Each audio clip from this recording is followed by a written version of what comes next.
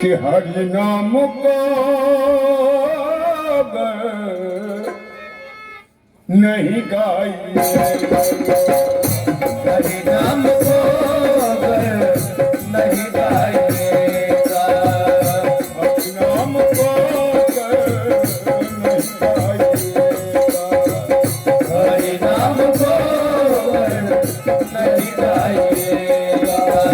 तो सारी उम्र बड़ी पछताइएगा, सारी उम्र भरे पछताइएगा, सारी उम्र बड़ी पछताइएगा, सारी उम्र भरे पछताइएगा, हरि नाम को नहीं गाइएगा। हरि नाम को नहीं गाइएगा।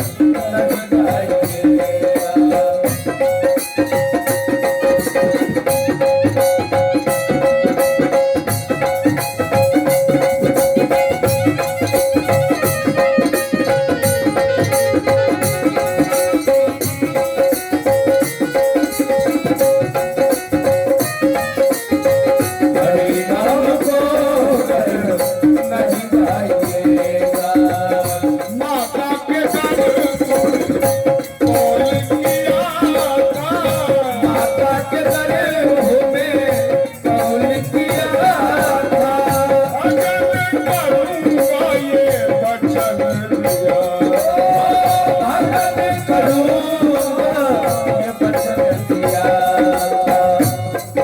कहा है कवि ने कि नव मास रहे जब मातु के गर्भ में, तब ईश्वर से इकरार किया, बाहर होए हरि भजन करूं ते ही कारण प्रभु जी निकाल दिया। इत आए जगत में भूल गए, ते ही कारण लोग भय दुखिया। कवि तुलसीदास बिचारी कहे भजु राम सिया जिन जन्म दिया। ये पावन शरीर देने की कृपा की है न प्रभु ने, मां के गर्भ में करार करके आए हैं कि संसार में जाते सर्वदा आपका भक्ति करूंगा। लेकिन बच्चे जन्म लेते हैं तो रोते हुए आते हैं, और रोने में स्पष्ट शब्द निकलता है कि कहाँ कहाँ कहाँ कहते जन्म लेते हैं। ये संसार का परंपरा है। माता के गर्भ कौन किया था, माता के गर्भ में कौन किया था, भजन करूंगा ये वचन दिया, भगत करूँगा ये वचन दिया। अपने वचन को ठुकराइएगा, अपने वचन को क्या ठुकराइएगा, अपने वचन को क्या ठुकराइएगा, अपने वचन को क्या ठुकराइएगा।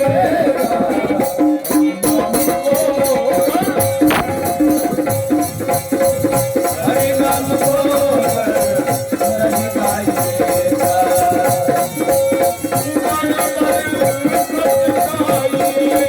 आहो सारी उम्र भर पछताइएगा,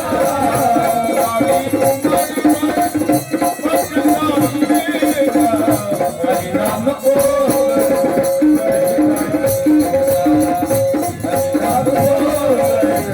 नहीं गाइएगा।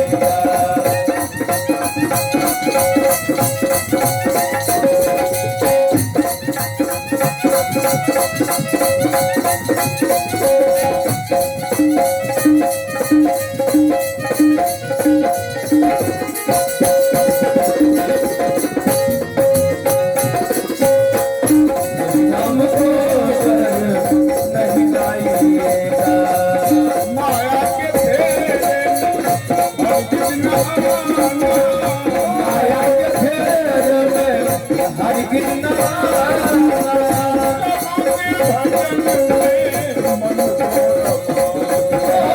प्रभु के भजन में मन को रमाना,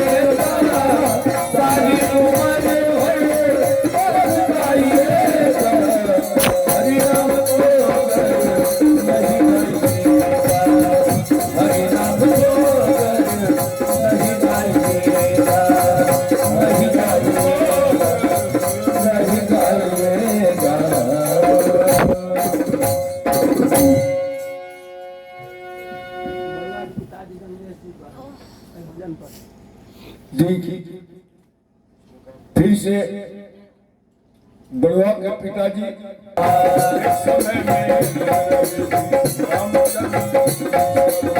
इस समय में लग रही थी राम रंग की सभा। भगवान श्री राम सभा लगा के अयोध्या के गद्दी पर विराजमान है। राम राज का ताज है माथे में। ढेर सारे भक्त प्रजा सामने बैठे हुए भगवान प्रजा का फरियाद सुन ही रहे थे कि उसी समय नारद जी आते हैं बीना बजाते हुए, जय जय नारायण नारायण हरि हरि हो स्वामी नारायण नारायण हरि हरि नारायण नारायण स्वामी नारायण नारायण हरि हरि लीला तुम्हारी न्यारी न्यारी हो स्वामी लीला तुम्हारी प्यारी प्यारी हरि हरि नारायण नारायण जय जय नारायण नारायण हरि हरि प्रभु के नाम का पारस छूले तो हो जाए सोना। प्रभु के नाम का पारस जो छूले वो हो जाए सोना। अक्षर का नाम हरि का लेकिन बड़ा सलोना।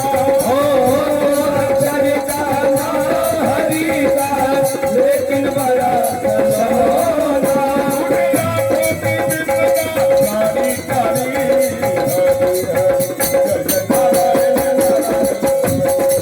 हो जय नारायण नारायण हरि हरि स्वामी नारायण नारायण हरि हरि स्वामी नारायण नारायण हरि हरि।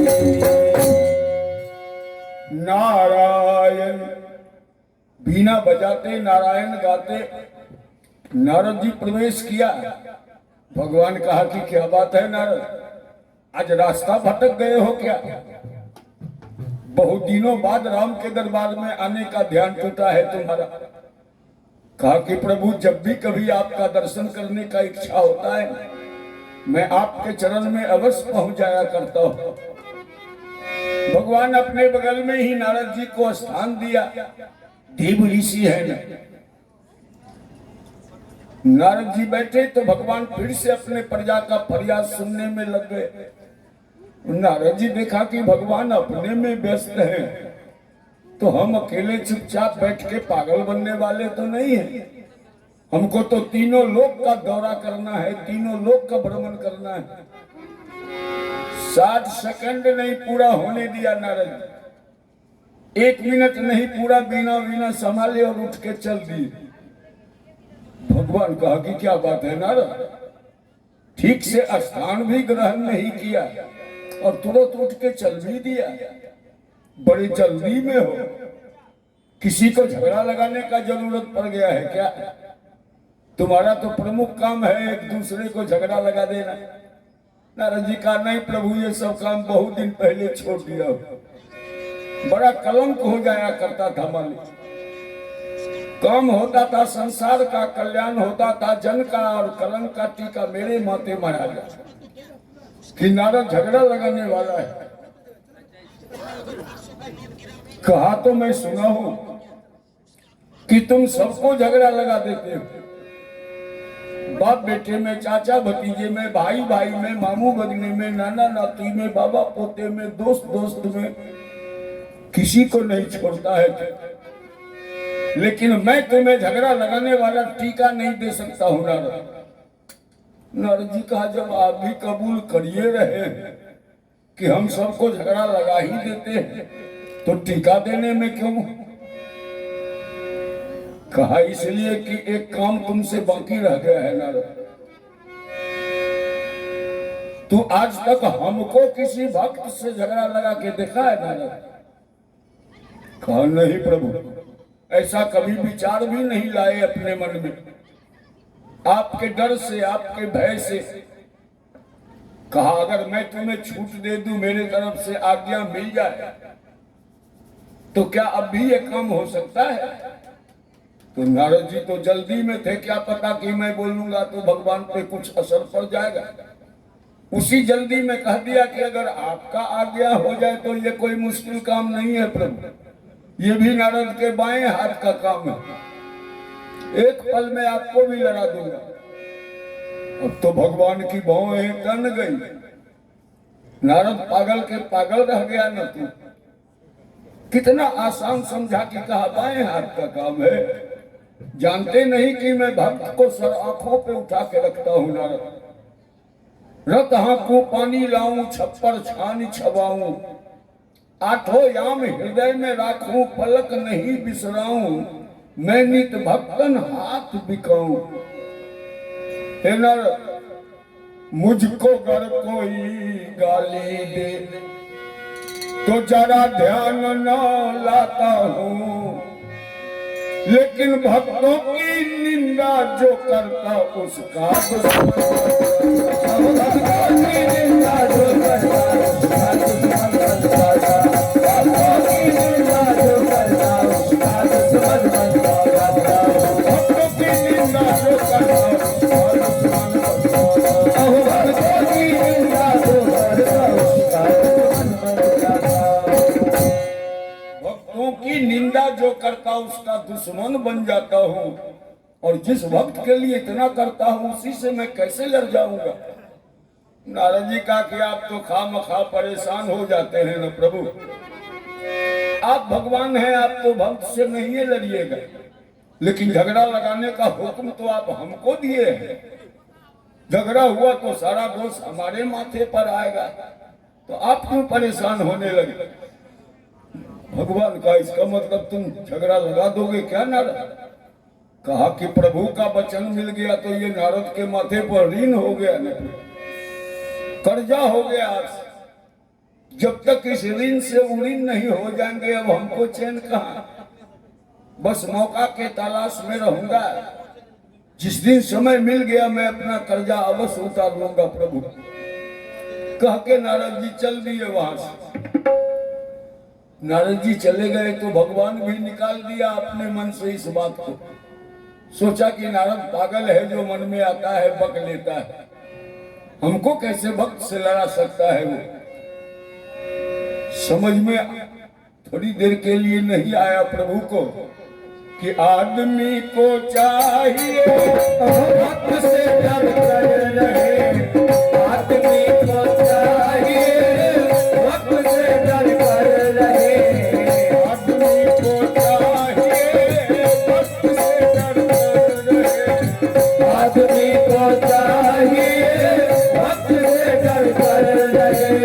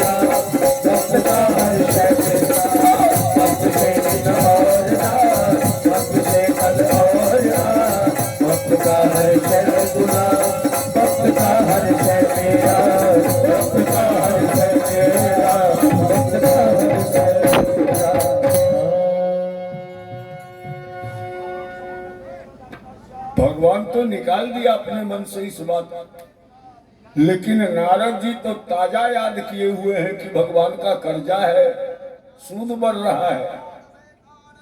कब मौका मिले, आखिर एक दिन पकड़ लिया समय। जहां चाह वहां राह कैसे नहीं मिल सकता।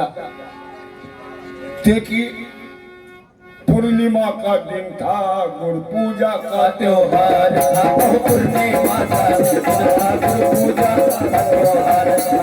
पूर्णिमा का दिन था, गुरु पूजा का त्योहार। पूर्णिमा का दिन था, गुरु पूजा का त्योहार था। मशवरे के वास्ते पहुँचाए हर सरदार, मशवरे के वास्ते पहुँचाए हर सरदार था। मशवरे के वास्ते पहुँचाए हर सरदार, मशवरे के वास्ते पहुँचाए हर सरदार था। मशवरे के वास्ते पहुँचाए हर सरदार। वो मशवरे के वास्ते पहुँचाए हर सरदार। भगवान श्री राम का गुरु पूर्णमासी है, गुरु पूजा यज्ञ करना है इन्हें। समूचे संसार के राजाओं को निमंत्रण भेजा, सभी को एकत्रित किए इस यज्ञ में भाग लेने के लिए। अपने गुरु विश्वामित्र को बुलाने प्रिय भाई भरत को भेजा। भरत को भेजा तो विश्वामित्र जी लाए गए, सारे भूमंडल के राजा भीख बुलवाए गए। विश्वामित्र देखा कि आज राम के दरबार में हमारी पूजा है, तो आज भी मैं अकेले जाऊं राम के दरबार में तो शोभा नहीं देगा। प्रभु के दरबार में आते आते 10,000 शिष्य को अपने साथ विश्वामित्र कर लिया था। प्रभु एक मंच बना रखे थे सबसे ऊंचा, भव्य मंच बना हुआ है। ये विश्वामित्र का स्थान, ऊंचे स्थान पर विश्वामित्र को बैठाए। 5-5 हजार शिष्य दोनों तरफ अगल बगल बैठाए गए। उसके पीछे जो जैसे राजा जैसे महात्मा आ रहे हैं, भगवान सबको यथा स्थान बैठा ही रहे थे कि ठीक उसी समय हाथ में बीना लिए नारद जी पहुंचे हैं वहां, तो देखे आसन राम ने आदर किया उनका। देखे आसन राम ने आदर किया उनका। देखे आसन राम ने आदर किया उनका।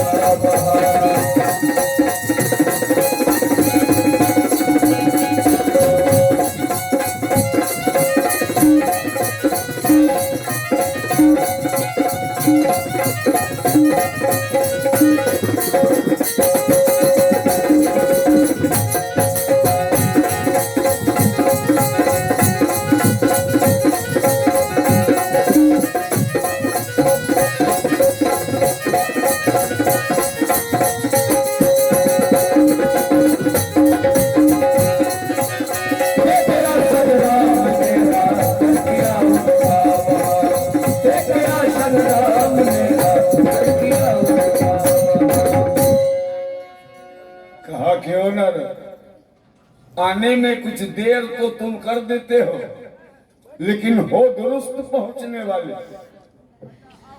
मैं सभी को यथास्थान बैठा चुका हूं, एक जगह और बचा हुआ है। अगर किसी को ये स्थान दे देता तो तुम्हारे लिए परेशान हो जाता न मैं, लेकिन तुम नियत समय से पहुंचे हो, ये स्थान तुम्हारा हो गया नर। तू भी स्थान ग्रहण करो और अब मैं चल के यज्ञ आरंभ करता हूं। नारद जी को स्थान देख के भगवान यज्ञ आसन पर चले गए। हाथ में कुश पहना, यज्ञ का विधि शुरू हुआ। इधर नारद जी बैठे कि मस्तक में बिजली कौंधना शुरू हो गई। ये तो बड़ा सुनहरा मौका हाथ लग गया है हमें। भगवान का एक कर्जा है हमारे माथे पर, किसी भक्त से झगड़ा लगा तो आज तो सारे संसार के भक्त दरबारे में एकत्रित है, खोजने की भी जरूरत नहीं है। उधर भगवान गुरु पूजा यज्ञ करते हैं और इधर नारद तुम अपना भी यज्ञ शुरू करो, कहीं साथे साथे सफल हो जाए। इतने में एक भावना और आया नारद जी के मन में। सोचा कि किसी साधारण भक्त से अगर झगड़ा भी लगाता हूं तो बाद में भगवान कहेंगे कि लड़ाया तो एक छोटा सा भक्त से, कौन सा करिश्मा कर दिया। नारद जी सोचा कि झगड़ा अगर हनुमान जी के साथ बैठ जाता ना, बस भगवान भी लोहा मान जाते कि नारद के हाथ में कुछ करिश्मा है। लेकिन ये दोनों लड़ेंगे कैसे? न राम के बिना हनुमान को चैन होता है, न हनुमान के बिना राम को चैन होता है। एक दूसरे के बिना परेशान हो उठते हैं दोनों। फिर भी नारद जी है योजना बनाया, ऐसे करूंगा, इस तरह चाल चलने से हो सकता है दोनों में झड़प हो जाए। नारद जी का योजना देखी, लग गए अपने काम में। भगवान के दरबार में नजर दौड़ाने लगे कि इन राजाओं की मंडली में अगर कोई बुद्धू राजा मिल जाए तो हम अभी से काम शुरू कर। नारद जी के काम करने का ढंग भी अनोखे, चाहिए राजा लेकिन बुद्धू होना चाहिए। नजर दौड़ाए तो देखा कि यहाँ बैठने वाले तो सब के सब चतुर राजा हैं, इसमें हमारा दाल गलने वाला नहीं है। फिर मेरा यज्ञ कैसे शुरू हो? भगवान का यज्ञ तो आरंभ हो चुका है। इतने ही में नारद जी का नजर पड़ा, देख लिया कुछ दूरी में सामने से एक राजा को आते हुए।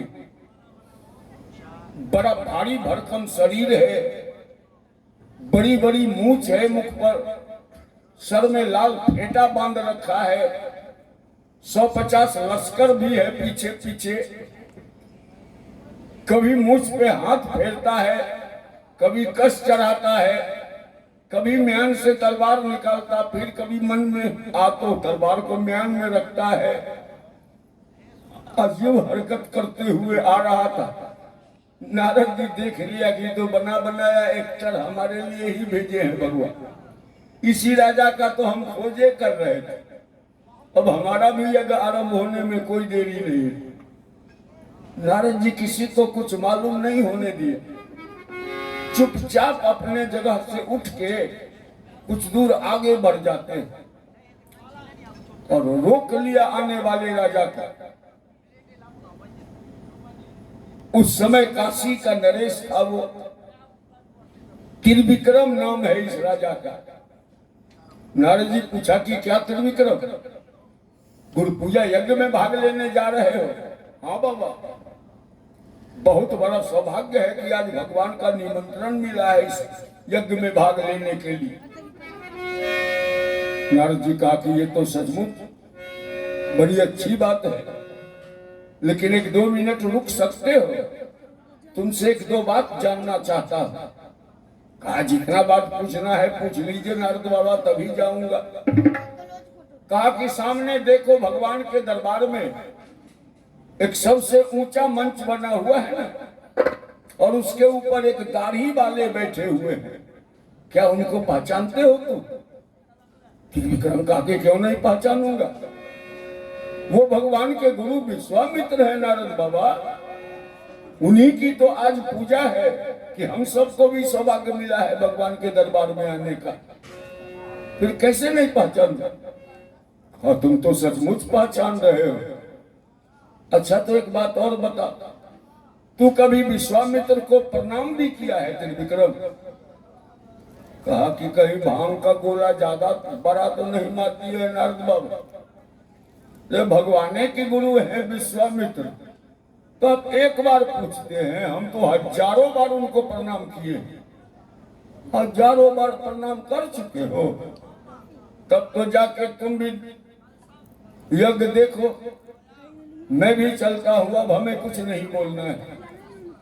नारद जी जो लौटने लगे, त्रिविक्रम तो बड़ा शंका में पड़ गए।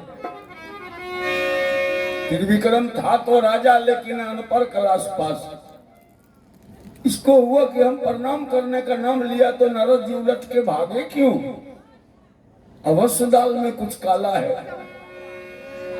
दौड़ के नारद जी का चरण पकड़ लिया और कहा कि नारद बाबा, शंका में डाल के नहीं भागी, शंका बहुत बड़ा बीमारी है,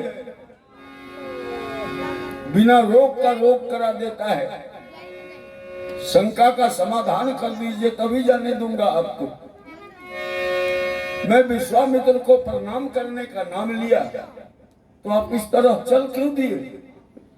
नारद जी कहा कि अब क्या बताऊं तुम्हें, जिस बात को हम संभालने आए थे तुम पहले से ही बिगाड़ चुके हो, तो तुम्हें समझाने से हमें फायदा क्या होगा?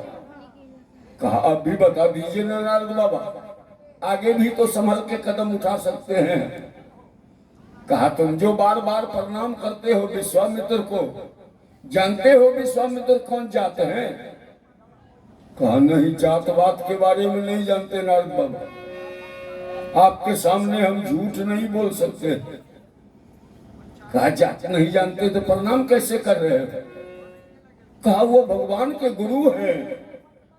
मैं सोचा कि भगवान के गुरु हैं तो वो ब्राह्मण होंगे, इसीलिए बार बार उनको प्रणाम कर रहा हूं। नारद जी कहा यही तुम्हारा पागलपन है। विश्वामित्र तो 60,000 वर्ष तक तपस्या किया है और तपस्या के बल से वो ब्रह्मत्व प्राप्त किए हैं। विश्वामित्र ब्राह्मण बन गए हैं। विश्वामित्र तो जन्मजात क्षत्रिय है। तुम कौन जाते हो? कहा वेशभूषा से नहीं मालूम होता कि मैं भी क्षत्रिय हूं नारद बाबा। कहा तो क्षत्रिय का सर कहां कहां झुकता है? कहा कहां कहां नहीं, सिर्फ एक ब्राह्मण के चरण पर, ब्राह्मण के चरण पर ये सर झुकता, बाकी जगह ये सीना तना रहने वाला है नारद बाबा।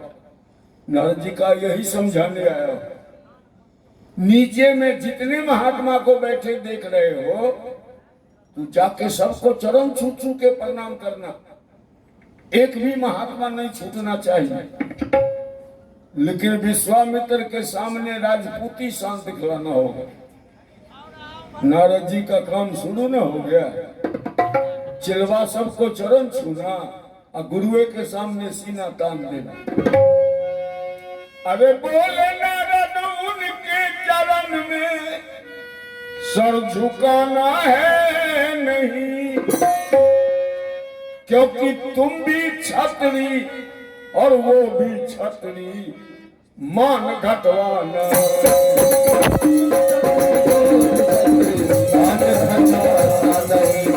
तुम भी छत्री हो भी छत्री, मान घटवाना नहीं। तुम भी छत्री वो भी छत्री, मान घटवाना। तुम भी छत्री हो भी छत्री, मान घटवाना नहीं। छत्री हो के छत्री के आगे सर झुकाते हो, इससे भी बड़ा कोई अपमान होता है क्या? विक्रम कहा तो इतना दिन से क्यों नहीं बता दिए थे नारद बाबा? हेलो हेलो हेलो, इतना दिन से क्यों नहीं बताया कि मैं धोखे में पढ़ के प्रणाम करता? तो आप तो कहा कि आज से प्रणाम करना छोड़ दो ना। लेकिन नारद बाबा आज तक 1000 दिन जो हम प्रणाम किए हैं ना विश्वामित्र को, आज हजारों दिन का बदला लूंगा उनसे। नारद जी मन ही में सोचा कि बेटा एको दिन नहीं छोड़ो, हमारा भी काम तो उसी में बने। कहा आप यूं बोल रहे हैं नारद बाबा, हमको देखिए रोए रोए में आग लग गया है। नारद जी का लगना ही चाहिए, अब तो बात दिल में ठन गई। नारद का कहना मान कर बात दिल में ठन गई, नारद का कहना मान कर बात दिल में ठन गई। नारद का कहना मान कर बात दिल में ठन गई, नारद का कहना मान कर बात दिल में ठन गई। नारद का कहना ओ बात दिल में ठन गई, नारद का कहना मान कर हंस गया है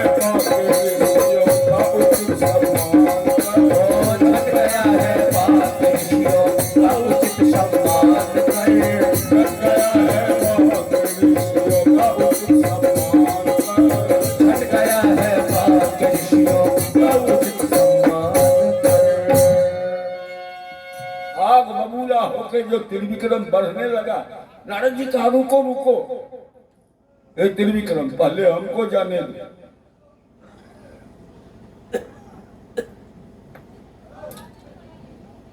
कहा पहले हमको जाने दो बाबा, हम अपने जगह पर बैठ के इशारा करेंगे तब तुम चलना। नारद जी सोचा कि इसको तो ऐसा ना गुरु मंत्र दिए हैं कि जाते जाते उत्पाते शुरू करेंगे, कहीं पहले नंबर हमारा नाम पकड़ाया तो कामे बिगड़ जाए। नारद जी जाके अपना स्थान ग्रहण कर ली, किसी को नहीं आभास होने दिया कि नारद जी उठे, कहीं गए, फिर कहीं से आए, किसी को पता नहीं है। बड़े आसानी से गए और आ गए। जब जगह पकड़ लिया तब इशारा किया कि अब त्रिविक्रम आ सकते हो, रास्ता साफ है। आंख से 16 बरसाते त्रिविक्रम पहुंचा। ऐसा न भड़का दिए थे नारद जी से। भगवान के दरबार में पहुंचना, नीचे बैठे एक एक महात्माओं को चरण छू छू के प्रणाम करना शुरू कर दी। हर महात्मा को चरण छू रहा है। नारद जी सोचा कि कहने के अनुकूल काम तो ठीक कर रहा है, और देखे विश्वामित्र के सामने अपने को संभाल के रखा तब। जब 4-5 महात्मा और बचे थे प्रणाम करने वाले, इधर विश्वामित्र तो खुशी से पागल हो रहे हैं।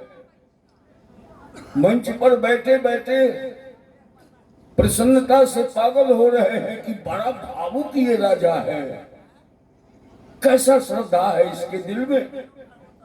ये आते आते हमारे चिलवा सबको ही चरण छू छू के प्रणाम कर रहा है, तो हमारे सामने न जाने कितने बार दंड प्रणाम करेगा, तो हम इसको चरण में नहीं गिरने देंगे। ये चरण में गिरने के लिए जैसे ही झुकेगा, इसको तुरंत उठाएंगे और छाती से लगा के पूरा आशीर्वाद देंगे। उल्टी नदी है। त्रिविक्रम तो देखता कि कब प्रणाम करने का अंत हो कि हम जवाब दें विश्वामित्र को। अब इधर 4-5 महात्मा जब और बचे तो नारद जी के पेट में गुदगुदी लगने लगा कि आग लगने में 1 मिनट की देरी। नारद जी जानते थे क्रोधी में सबसे पहला नंबर विश्वामित्र का ही था उस समय, और उनके क्रोधाग्नि में घी का इंतजाम नारद जी करिए दिया था। जब सबको प्रणाम किया हुआ हो गया, त्रिविक्रम रास्ता छोड़ दिया, जिधर विश्वामित्र का मंच है उधरे बढ़ा। तो विश्वामित्र तो मस्ती में थे, दोनों हाथ फैला दिए कि झुकेगा चरण में गिरने के लिए कि तुरंत उठा लेंगे, लेकिन झुकता कौन है। त्रिविक्रम तो सामने आते एक बार मूंछ पर हाथ दिया और हुंकारी भरते उसी रफ्तार में बढ़ता चला गया। बिन झुके ही चल दिया है, अब वो सीना तान कर, तो राम के गुरुदेव को निकला है जट अपमान। राम के गुरुदेव को निकला है जट अपमान कर, राम के गुरुदेव को निकला है जट अपमान कर।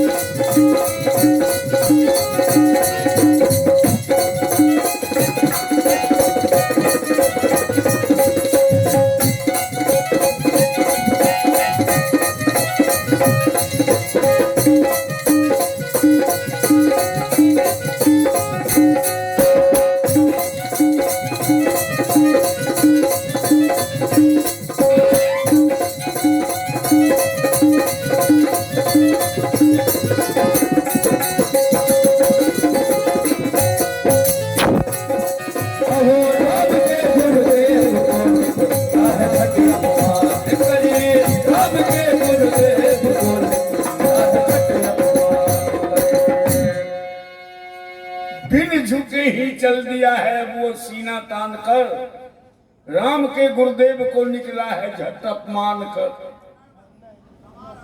त्रिविक्रम तो बढ़ गए आगे, विश्वामित्र पूरे मंच से कूदिए गए न क्रोध के मारे, कूद गए और कहा कि ऐ राम, मैं अभी तुम्हारे सारे सभा को जला के भस्म कर देता हूं। तुम्हें गुरु पूजा यज्ञ नहीं करना था, गुरु अपमान यज्ञ करने के लिए बुलवाए थे हमें।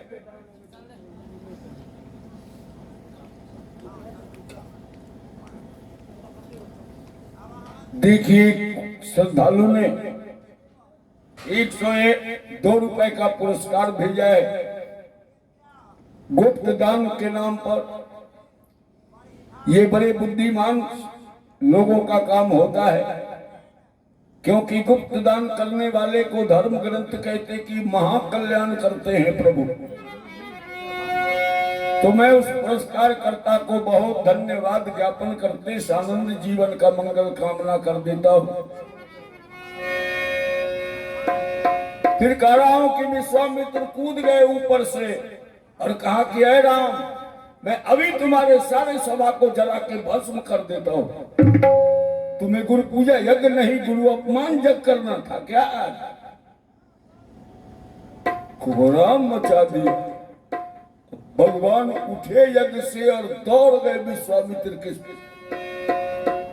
गुरुर ब्रह्मा गुरुर विष्णु गुरुर्देवो महेश्वर गुरुर साक्षात परम ब्रह्म तस्मै श्री गुरुवे। विश्वामित्र का इस सब से काम नहीं चलेगा ना। मैं पूछता हूं कि अगर तुम्हें हमारी बेइज्जती ही करवाना था तो अपने दरबार वालों के सामने बेइज्जती करवा लेता। इस सारे संसार के राजा को एकत्रित करके तब बेइज्जती करवाया है। भगवान कहा कि गुरुदेव, ये सब आपके आराधना के लिए एकत्रित हुए हैं, आपकी पूजा है ना गुरुदेव। सब बड़े श्रद्धा से आपको पूजने के लिए एकत्रित हुए हैं।